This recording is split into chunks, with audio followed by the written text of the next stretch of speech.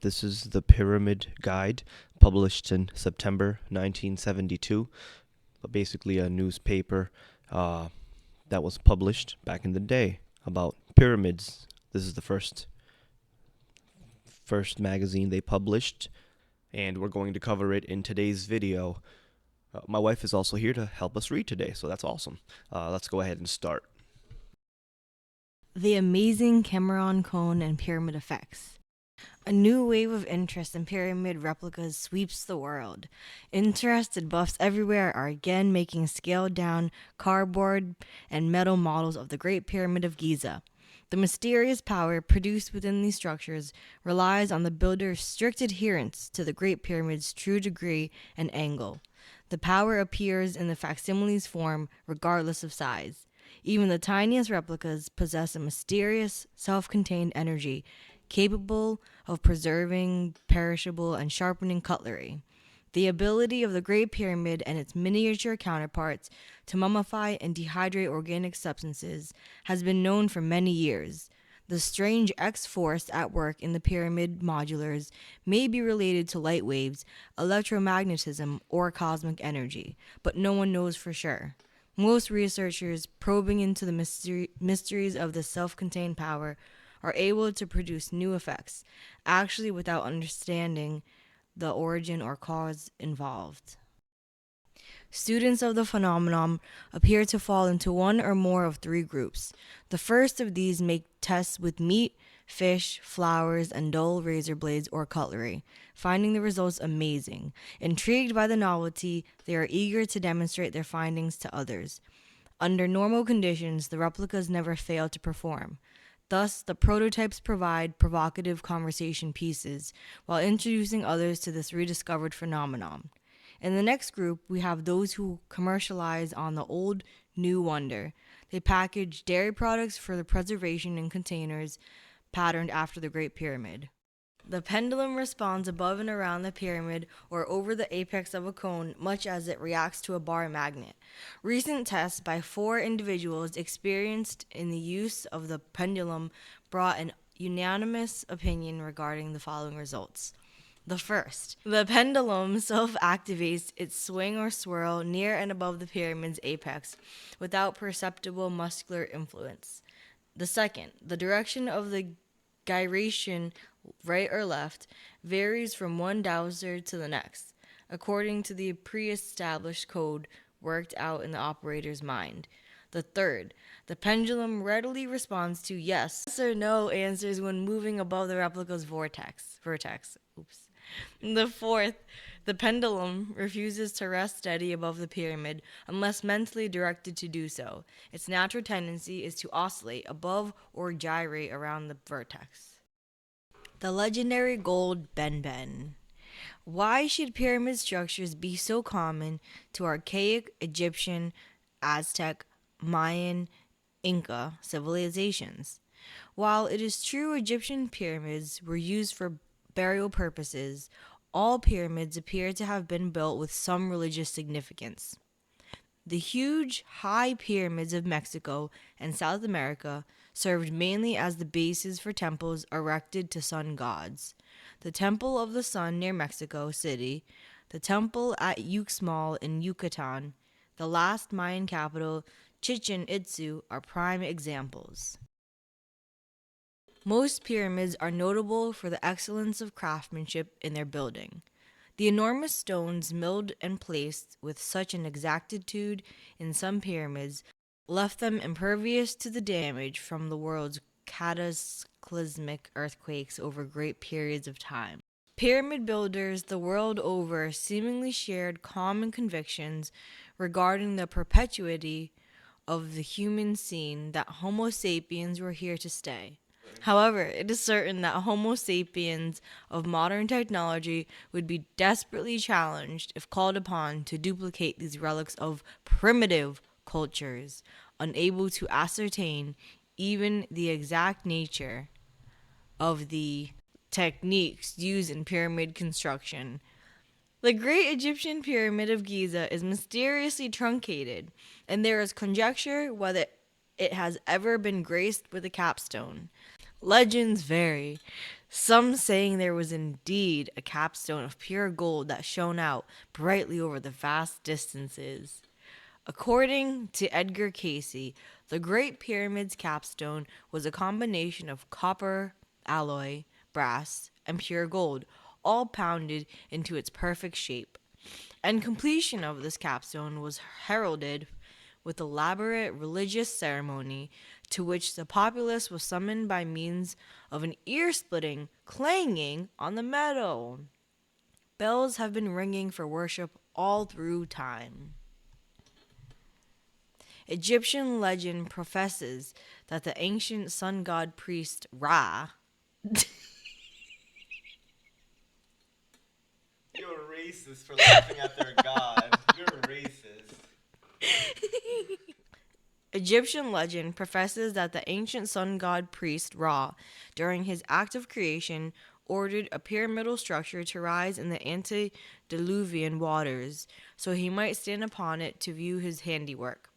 Thereafter referred to as a Ben. This then became the model for Old Kingdom pyramid capstones, and after which they were named. Are we ever to know what happened to the legendary gold Ben, originally capping the Great Pyramids, or how long it really has been since its removal?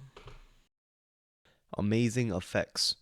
Model representations have also been offered for sale in Europe as self-contained razor blade sharpeners, but those in the third group, capable of extended powers of observation, encounter additional new and exciting phenomena. They find crude cardboard structures can produce audible hums, visible auras, and other remarkable characteristics. and other remarkable characteristics.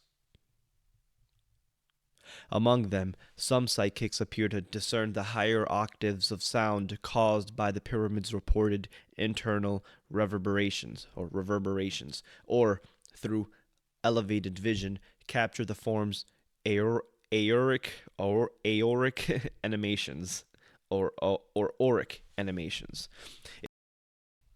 Cameron, the author of two forthcoming books, The Great Pyramid Replicas and The Astonishing Cameron Cones, recently labeled these waves emanating in combination from pyramidal and cone forms pyroconic or pyronic energy.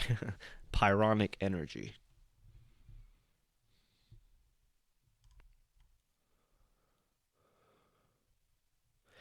A portion of his earlier work appeared in America and international publications, exciting worldwide interest in 1948 and the years following. Cameron's tests with coils and cones were the first known of their kind. The volume of mail and commitments following so consumed his time that Cameron was forced to choose between continuing his first love, underground water and oil locating, or going on with the new science. Fortunately for water-thirsty farmers and others, Verne chose the former. Nevertheless, through the years, he continued the cone pyramid experiments on a limited basis until his sudden transition this year. The impressive file of notes, diagrams, and conclusions never before published began with this first issue of the bi-monthly Pyramid Guide.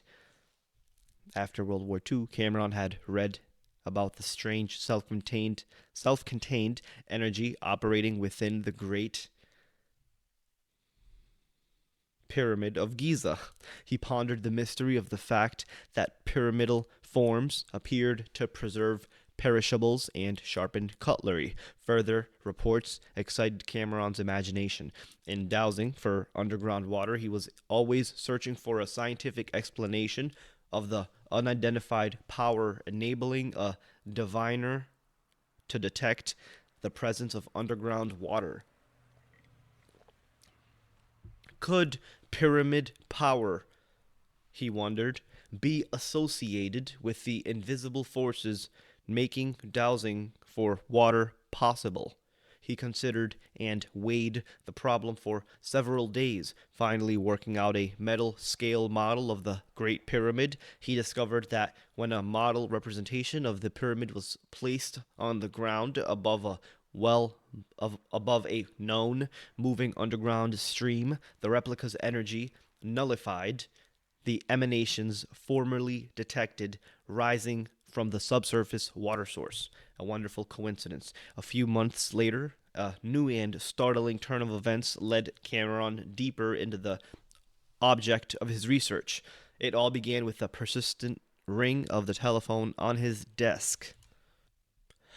We are warned in nearly every writing on the pyramid phenomenon that the material, dimensions, location, or position of the replica, or all, are absolutely necessary for proper experimentation. It is true that one cannot be too exacting for best results. Some writers imply that if certain rigid instructions are not followed, the replica's self-generating power will fail to sharpen razor blades or mummify pieces of meat.